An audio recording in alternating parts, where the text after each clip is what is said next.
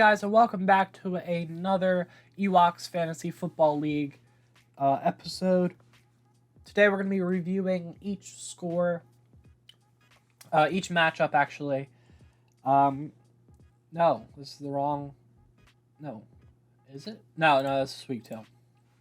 We're going to be reviewing each score, each matchup. We're going to be discussing the top fantasy performers, great waiver wire ads, stardom sit-ems of week 2, and the power rankings. So, without further ado, let's go into my matchup against Logan. I did pretty well. Pretty much every player, except for Darren Waller and Packers defense, did really good. Jalen Hurts did pretty good. I'm hoping for more out of him. 24 points isn't that great, but it's still better than 4. Jonathan Taylor, RB1 of the whole league. DeAndre Swift did amazing. I'm glad I picked him up. Jalen Waddle, only 17 points, but I think he's going to have a lot more as the season goes further. Michael Thomas, a great bounce back week. Darren Waller, he was the only good tight end available when I picked him. He could be better, he could not be better, but he's definitely better than TJ Hawkinson. So Aaron Jones, same thing with him. It was the Packers, all right. Packers really screwed me this week. Evan McPherson missed a field goal, but he had 7 points. And then my bench did nothing. Kenneth Gainwell did better than expected. So did Traylon Burks, but other than that, Logan's team, Prescott got hurt. Najee Harris got hurt. Javonte Williams and Devontae Adams did pretty good for him. Keenan Allen got hurt. TJ Hawkinson didn't do very well. Rashad Bateman got a touchdown, and that was about it. Colts defense did very well, and Matt Gay, I don't know how he got him, but Logan did. Cordero Patterson did amazing. Logan might have to start him next week. David Montgomery, not so much. Brandon Ayuk, maybe not so much. So James Robinson did really good. Garrett Wilson, I don't know why he's so lowly rated, but he is. Also, to save time, I'm not going to be talking about the benches because that was dumb. This week one was Garrett versus Ryan. Garrett pulled out a victory over 30 points. Herbert did good. Eckler, that was a surprise to me. He didn't do very good. Leonard Fournette was projected a lot. I don't know why people are so high on Leonard Fournette. He's taking shares away from Mike Evans, Chris Godwin, Kyle Root, I don't know, other people. Julio Jones, which we'll talk about later. A.J. Brown had a really good week. I kind of figured he would, especially with the new quarterback. Brandon Cooks, he's going to be a good... I like Brandon Cooks, man. I think he's going to have a great year with Davis Mills. Mark Andrews did not produce a lot, but I think he's going to have a bounce-back week next week. Dalton Schultz apparently did good. Okay. Dolphins' defense against New England did amazing. And then Brian McManus had 10 points, even though he missed a field goal. Oh, Nathaniel Hackett, what are you doing? Let Russ cook. Don't take away... I don't know where I was going with that. And then for Ryan's team, who really failed him? Josh Jacobs really failed him. George Kittle didn't play. So, I mean, figure that out, Ryan. DK Metcalf didn't do very good. And then Matt Prater had 1 point. Okay. When there were matchup 3, Patrik destroyed Jason. Why is that? Tom Brady only had 10 points. Maybe that's the reason. Cam Akers, yeah, so that's the problem right there. Cam Akers did anything that game. Neither did Cole Kmet, apparently. Okay. And CeeDee Lamb just forgot to play out football at some point. So. And then Patrik had Josh Allen, Nick Chubb, A.J. Dillon, who had a lot of fantasy points. Okay. Stephon Diggs. These top 4 are amazing. Juju, Kyle Pitts, I'm hoping he has a great year. Jarvis Landry had a lot for some reason. And Saints defense didn't do very much. Our 4th matchup, wow, okay, so Kevin, it might look like a lot, but narrowly beat Saka. This was probably Now, me versus Logan is probably the closest matchup of the week. This is the second closest, though. Joey Burrow, after throwing 5 interceptions, still beats out as projected. J.K. Dobbins didn't play, so I don't know why Saipiri didn't do that. ETN only had 8.5. How do you have J.K. Dobbins, ETN, Williams, Godwin? How do you have all those people and still come within that close of Kevin? Kelsey and Edwards-Helaire both did amazing. I guess that's why. For Kevin, he had Patrick Mahomes. Okay. Dalvin Cook, Mike Evans. Amon-Ra St. Brown had a great week. Okay. Saquon Barkley, I'm so glad he's back. Peak Saquon Barkley is so fun to watch. Buccaneers defense did really good against Dallas. Harrison Butker had a really good day. Alvin Kamara not so much. And finally, our final match is Evan versus Deakin. Evan comes out with a huge win here. He texted me later and said, imagine getting 150 points with Aaron Rodgers as your quarterback. Aaron Rodgers had 3.7 points. How does he get that much? Or how does Evan get that much? James Conner had 16.5. Okay. Penny had only 8 points. But I don't know how he got Justin Jefferson and Jamar Chase. That's crazy to me. Zach Ertz got a touchdown, and that's all he did. Michael Pittman Jr. is a huge target. I'm trying to get him in some fantasy leagues that I'm in. Matt Ryan loves his tall receivers. And then Daniel Carlson. But for Deakin, he texted me in the middle of the week. He said he had Mitchell, Moore, Higgins. That's 3 people that got all hurt. Panthers defense didn't do anything, and then he's like, what happened to Derrick Henry? And I was like, he's mortal. Did you guys see that hit on, what's his name? That was crazy. All right, so we're only 7 minutes in. Let's go to the top fantasy performers. That is Justin Jefferson with... Okay, so, I mean, I looked at the standings in a different league, so this is I don't know. So let's just look here, which is... No, that's projected leaders. No, these are the right numbers. All right, so Justin Jefferson with 39.4 points. Patrik Mahomes, where is he? 34.9. Okay. Saquon Barkley. So Kevin had 2 of the top 3 performers of the week. Saquon Barkley with 33.4. Cooper Kupp, even though he lost, still had 31 points. That's crazy. And then finally, Josh Allen with 31 points as well. Some top waiver wire ads. These players might not be in your waiver wires. Like Jahan Dotson, I'm definitely picking him up. Actually, I'm going to put in a claim right now. I'm going to drop probably Treylon Burks because Carson Wentz loves, and I mean loves, Jahan Dotson. So top waiver wire ads are at quarterback. I have Carson Wentz against Detroit. He has a good game there. Some other people, Matt Ryan against Jacksonville. I like that matchup. Okay, that's the end now. Those are 2 good ones. For running back, I like Darrell Henderson against Atlanta. Another one I like is Jamal Williams against Washington. He got some touchdowns, so if Detroit can do good that what's it called? There at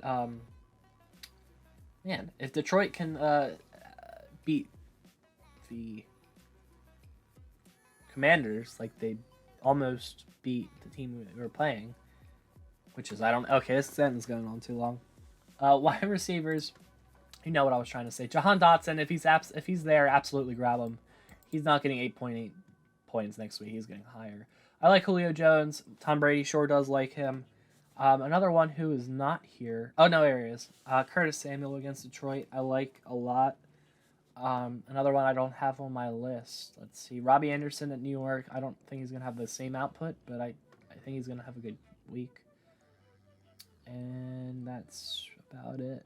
Yeah. Oh, Kadarius Toney. Is Kadarius Toney here? Probably not. If Kadarius Toney is in here, probably grab him.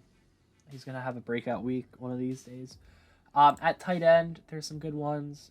Noah Fant shouldn't be here. I don't know why he is, but same thing with Albert Okwuegbunam. And then Gerald Everett, I have on my list at Kansas City. What's it called? Loves him. Justin Herbert loves Gerald Everett, and he does not like Mike Williams, apparently. A waiver wire ad for defense, that's a flex for defense, is the Bengals at Dallas. Dallas is without their quarterback, Dakota Prescott, so Bengals defense is going to have a field day there. Another team I like is Broncos with Houston. I like that team as well. And then kickers, I had Chris Boswell. He is not... Oh, no, here he is. Chris Boswell at New England. He'll have a couple field goals, I'm assuming. It's going to be a close game, so they're definitely going to take those field goals. Finally, for stardom, sit-em, I don't have... I'll put their pictures up, I guess. No, I don't feel like doing that. I'll go back to the league home. No. I'll go to my team, because I don't feel like putting the names. Stardom, I have Matthew Stafford versus Atlanta. Atlanta doesn't have historically a great secondary, so I think Matthew Stafford can beat him there. For Sid'em, I have Jameis Winston versus Tampa Bay.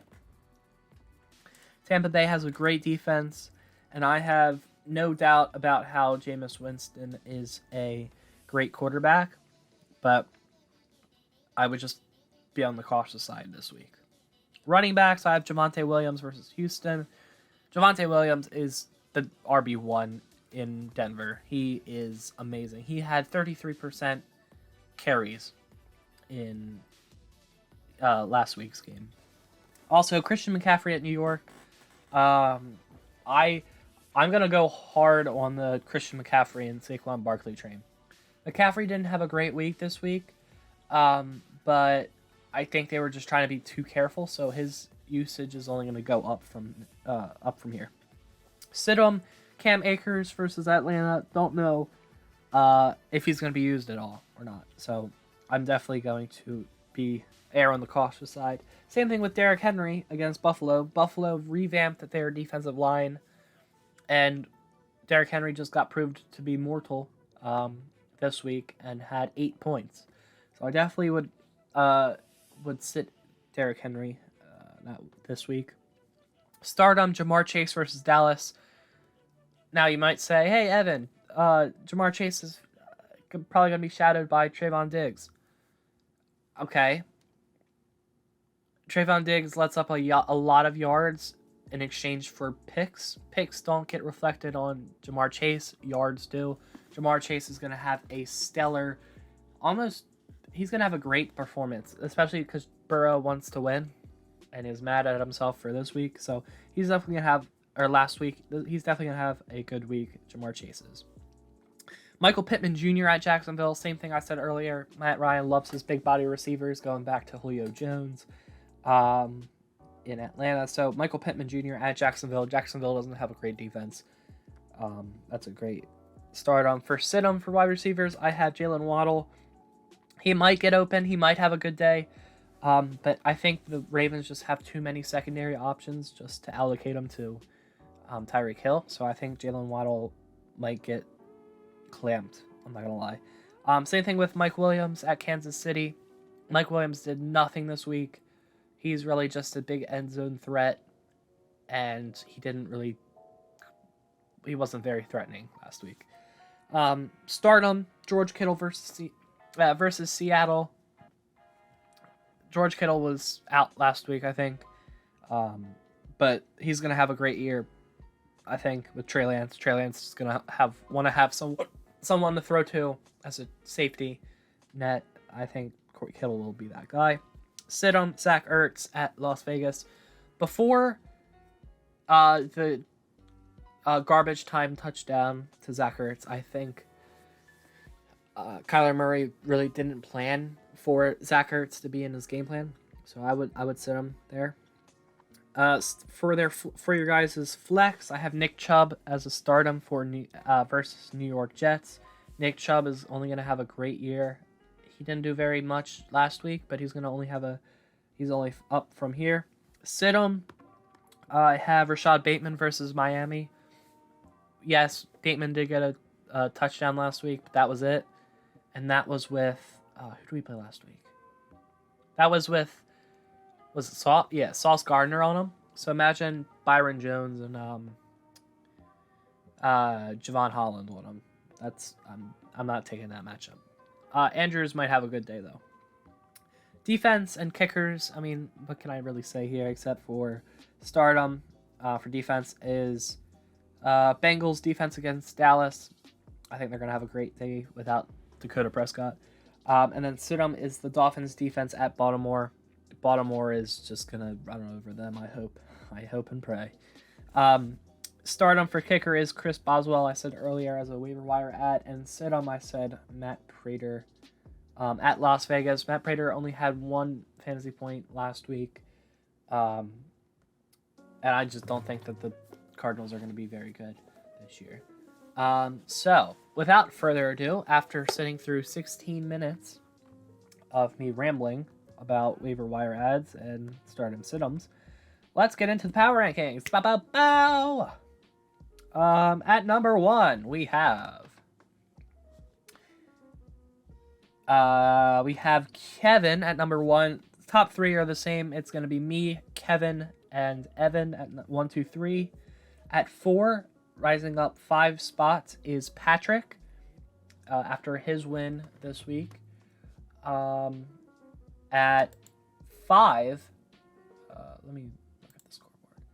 At 5, we have Garrett rising up 2 spots with a win this week against Ryan. At 6, we have Ryan losing this week. He's going down 2 spots after losing to Garrett. At 7, we have Deakin, who went down 2 spots. I think he just has a really good team just to go down 2 spots after losing horrendously to Evan. At number 8, we have Seipiri, who actually put up a fight against Kevin, which I was not expecting. He goes up 2. And then at 9 is Logan. He goes down 1. And then at last place is Jason with 64 points. He goes down 4 spots. So that is week 2 power rankings, week 2 fantasy ads, waiver wire ads, fantasy performers, and stardom Sidhams. So guys, that's your Ewok fantasy recap of this week. Thanks guys for watching. Leave a like and subscribe if you haven't already, and I'll see you guys later.